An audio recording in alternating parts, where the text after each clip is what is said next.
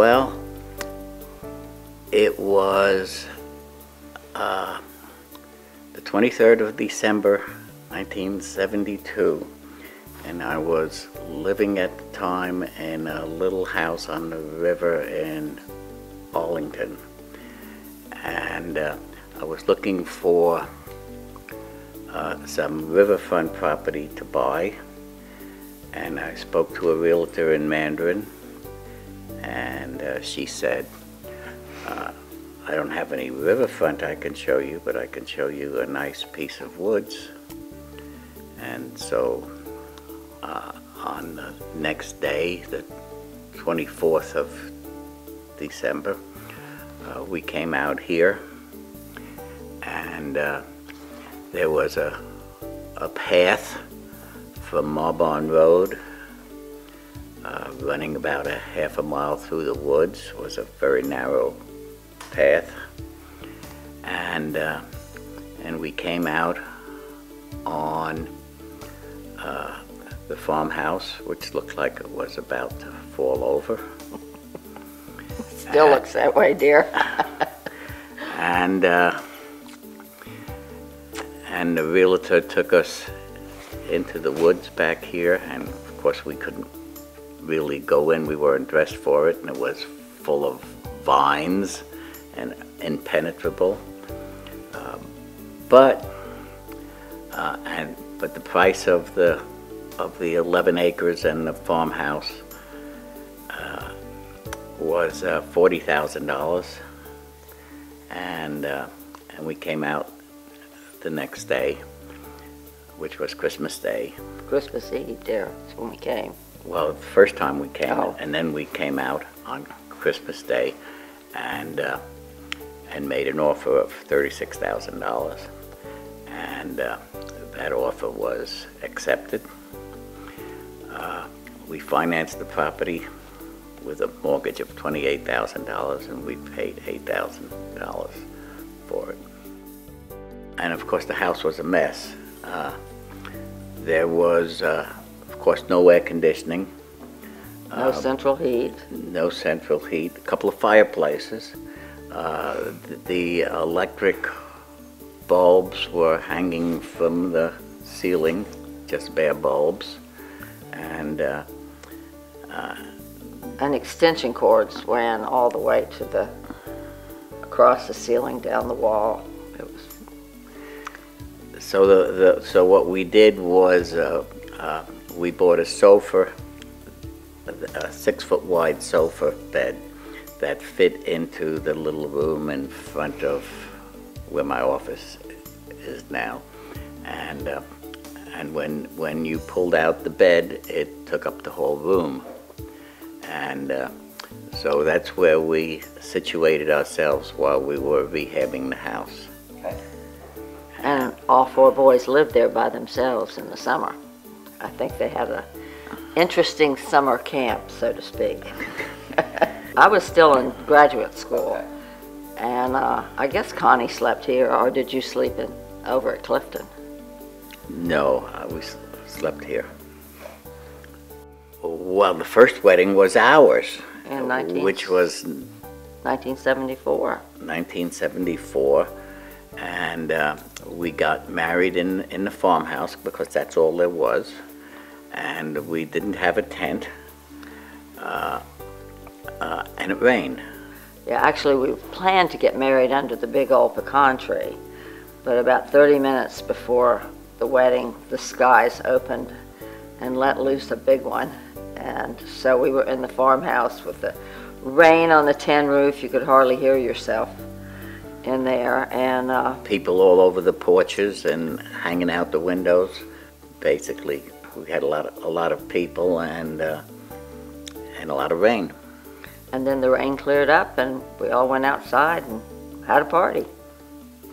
The other wedding that we had here on the property was Clark and Peggy Schaefer got married under the pecan tree, and now it's Esther's turn.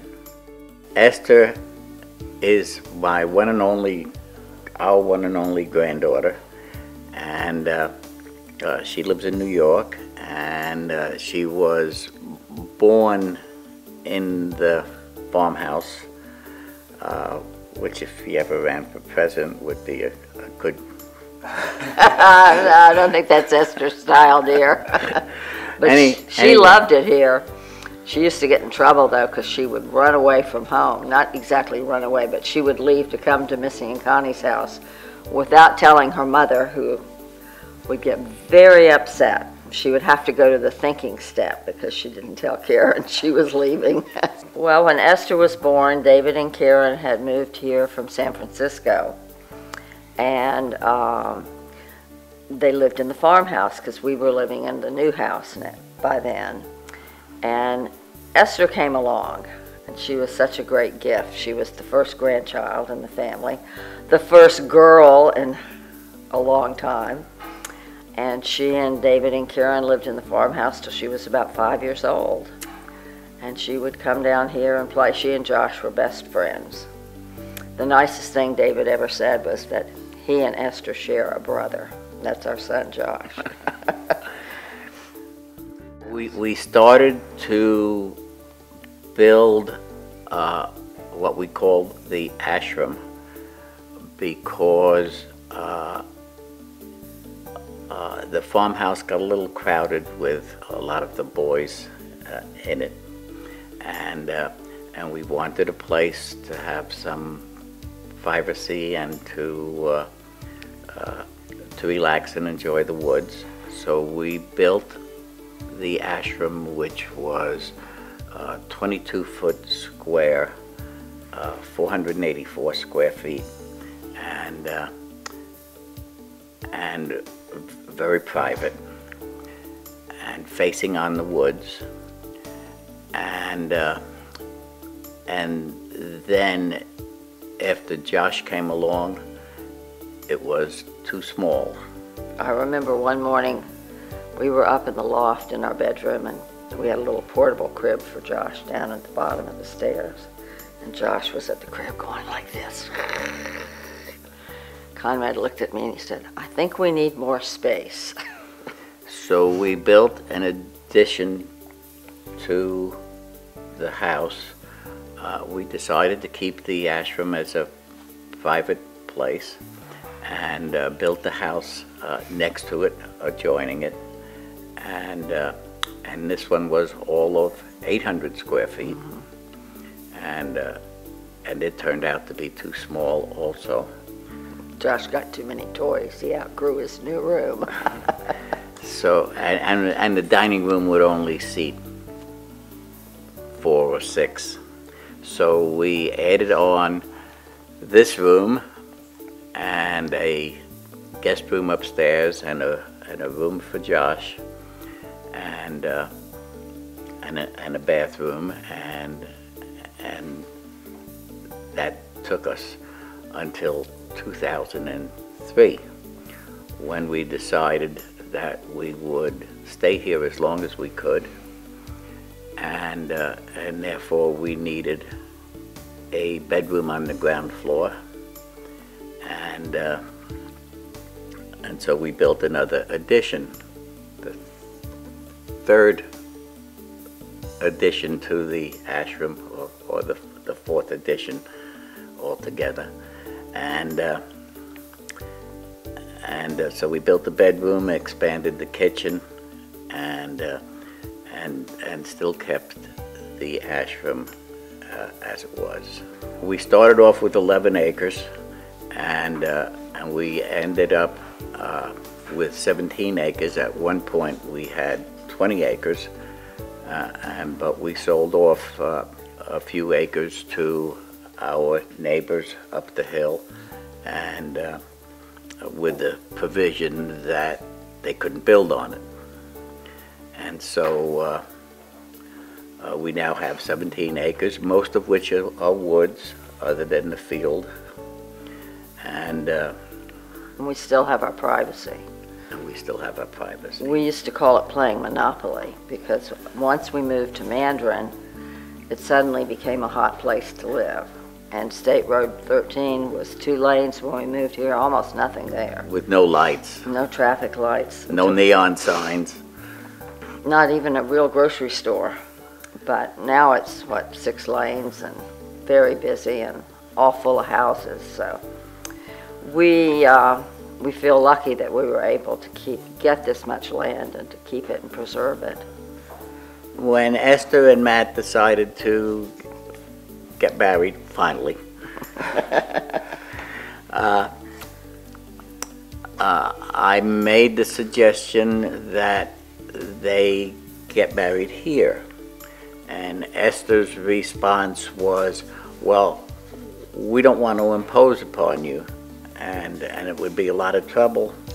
And we said, no, we'd be delighted. Well, I wouldn't say it hasn't been any problem, but the wedding, Esther's and Matt's wedding, has spurred Conrad on to ever more projects and trips to the plant man. And but actually, that fits within our concept of preserving the property and doing what we can to beautify it. Well, we think it's appropriate, since she was born in the farmhouse and lived here for her first 5 years, that she get married here. And it's an exciting event for us.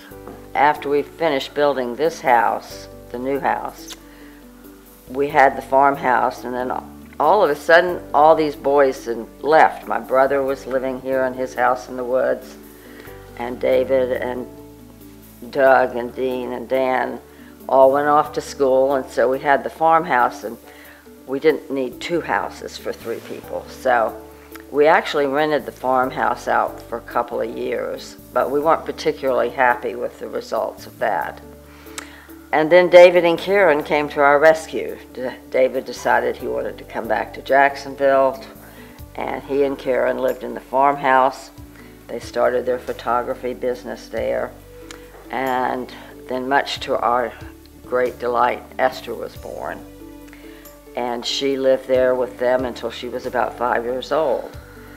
Well, Josh and Esther were the best of friends, and they played together, and I think Esther even had a crush on Josh's best friend, or she was only 4 or 5, and played in the woods, and we babysat with Esther a lot because David and Karen were always working on weekends. That's the fate of a wedding photographer. So she came to love it, I think, as much as we do. And we're very attached to it. And we're hoping to find a way that we can preserve it. I would hate to see this become just another subdivision. And the farmhouse itself is very old. Our local historian, Wayne Wood, who's the architectural historian, many years ago did a book on the historic homes of Jacksonville.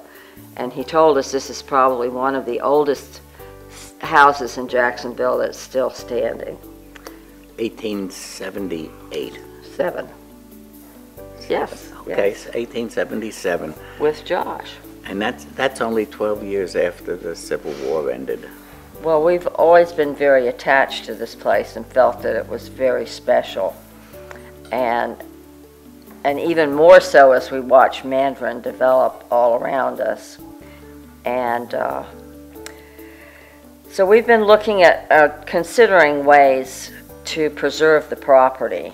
And our attorney thinks we're nuts, and he may be right. But we're exploring options of perhaps donating it to a conservancy or putting some kind of a conservation block on it. My cousin did that with his land up in Virginia, but we're just beginning to explore the possibilities. And of course, we would be delighted if any of the children or grandchildren wanted to come here and live.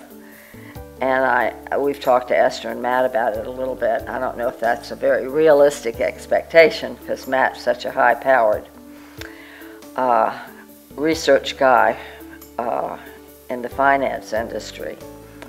but we just love it, and we think it's very wonderful. And so do the people. We had, a few years ago, we had an environmental study done here. Conrad was upset about the taxes.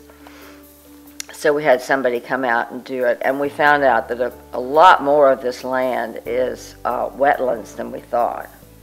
And wetlands are determined not so much by the elevation or the sogginess of the land, but by the plants that grow there. And actually at the back of our property is what they call a bayhead, where the drainage for the creek system starts. And our creeks all end up in Julington Creek and then finally in the St. John's. And there's not too much of that kind of land available. So we're hoping we can find a feasible way to preserve the land and keep it intact as it is. And we also want to preserve the farmhouse because it is one of the oldest houses in Jacksonville, and anything built before 1900 is old in Jacksonville, because there was a great fire in downtown Jacksonville which wiped out, I think it was 1903, which wiped out most of the city. And this house being built in 1878 qualifies for preservation. So we want to keep the woods and the farmhouse, and then we might as well preserve this house too, because this is unusual and unique since it faces the woods and not the front. In fact, if you drive in the driveway, you don't even see the house. And you don't see it until you come around the circle here and come right up to it. So it's hidden, and that's the way we like it. Mm-hmm. Well, if you remember when we first built the ashram, the architects David and Mary Lou Boyer called it the Hideaway. It's a pretty agricultural area until the mid-20th century anyway, and it was kind of isolated from Jacksonville.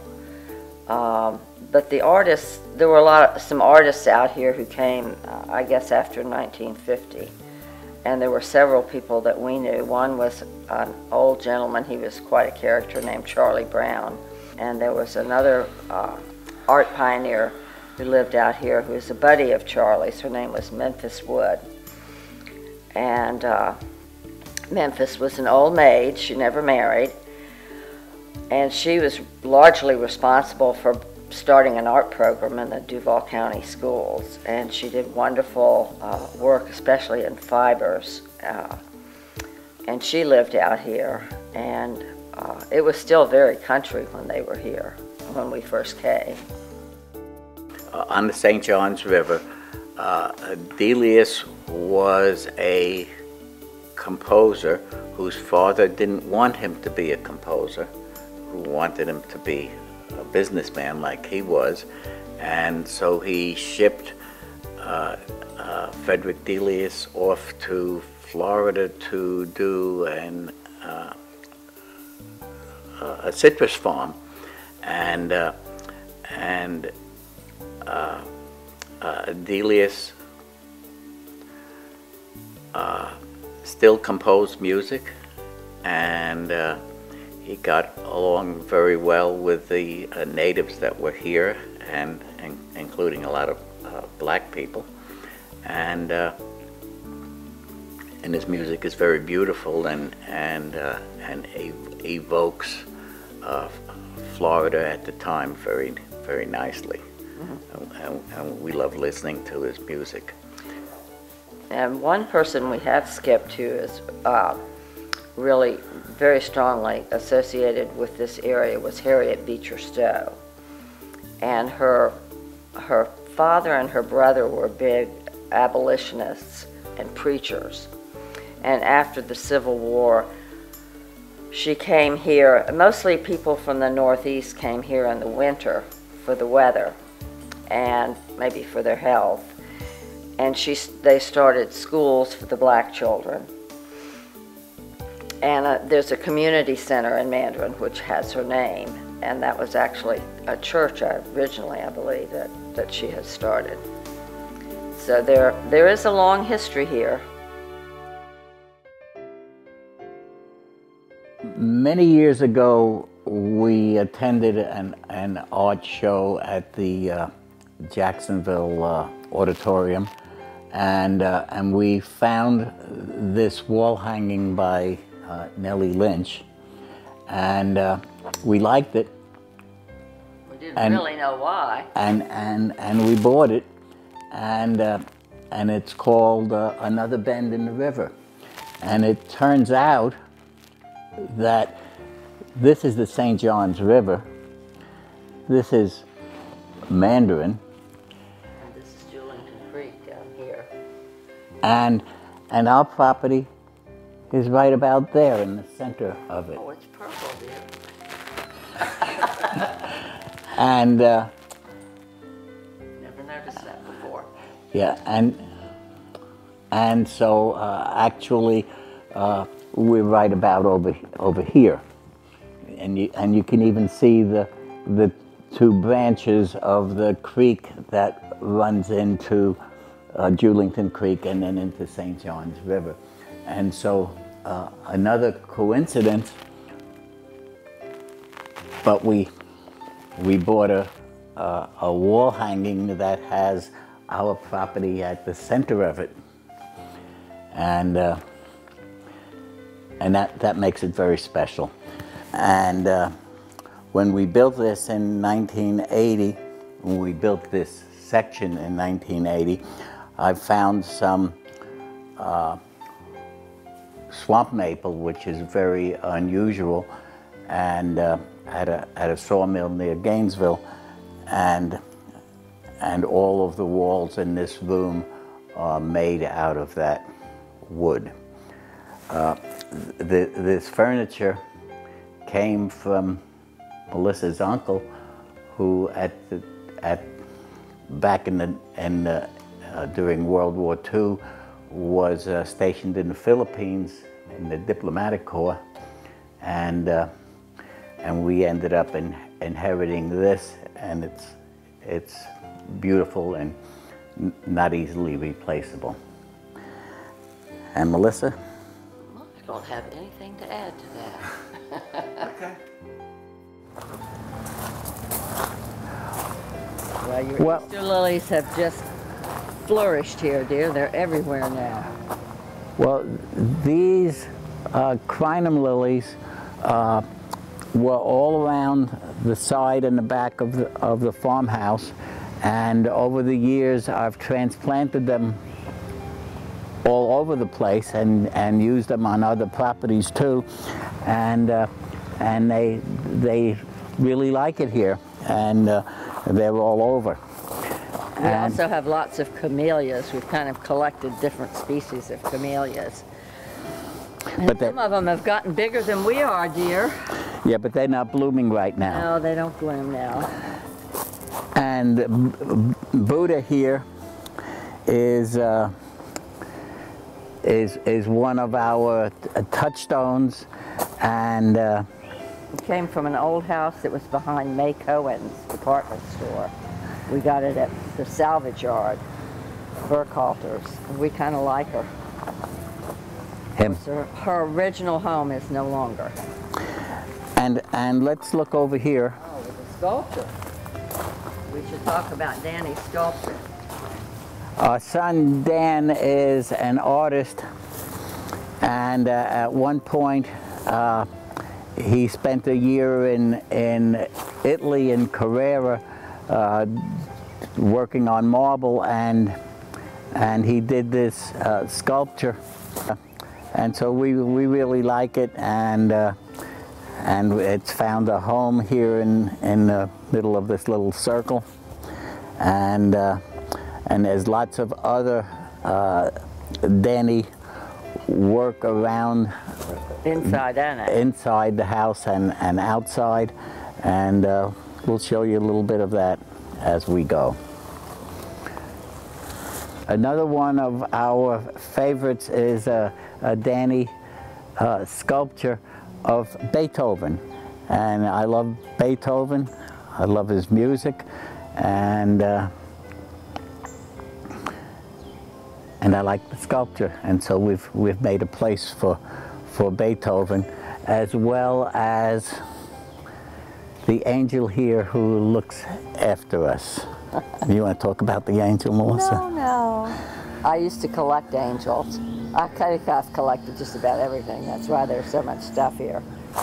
Well, we're now coming up to one of our favorite places to sit in the late afternoon and enjoy the place. Conrad built this little gateway to kind of shield the sheds. They're very important to us. I used to have a studio there, and Conrad's workshop is there, but it kind of shields the unsightliness of it from the house. And as these vines grow up, this entire trellis is covered with vines and flowers at different times of the year.